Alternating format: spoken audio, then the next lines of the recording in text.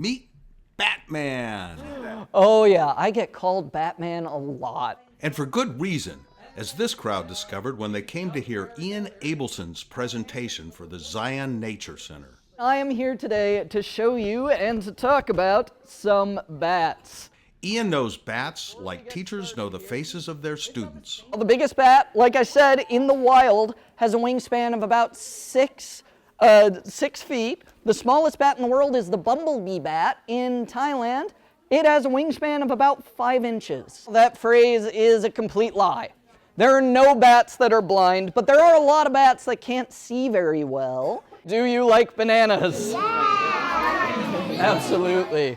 So bats pollinate all of those fruits. Without the bats, we'd have either none or a lot fewer of those sorts of fruits. Everybody flap your arms. Ian thinks bats need a better public relations agent, and he's stepping up to answer the call. Because people have a lot of ideas about bats. They think bats are creepy, or they'll get caught in your hair, or they'll swoop down and bite you. All sorts of things that aren't really true, but when those sorts of thoughts are common, it's a lot harder to convince people that, hey, we need these animals around and we should do what we can to keep them around. Why are bats our friends? So, bats are our friends all over the world for a variety of reasons. Here in the US, a lot of our bats are insect eaters.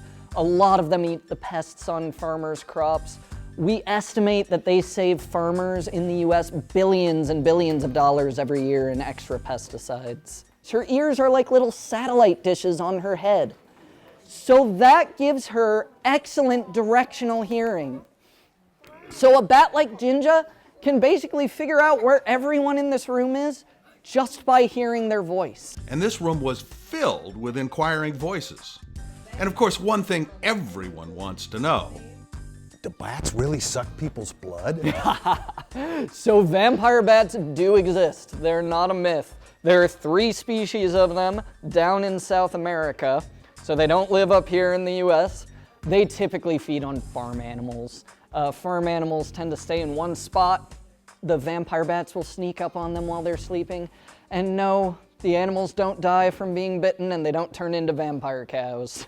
After hearing about all the ways bats are threatened, many wanted to know what they could do to help. So there are a couple things that we say people can do to help the bats, and one of those things is to build one of these. Yep, it's a bat house.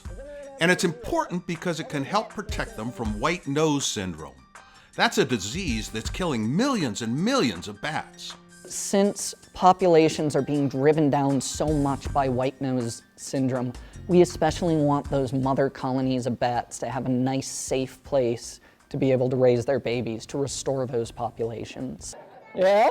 100. Just about 100 big brown bats can live in this bat house. And making the world a safer place for bats is what Batman is all about. For Pet Pals TV, I'm Steve Schweitzer. And for more information about bats and bat houses, visit the Organization for the Conservation of Bats. Their website is www.batconservation.org.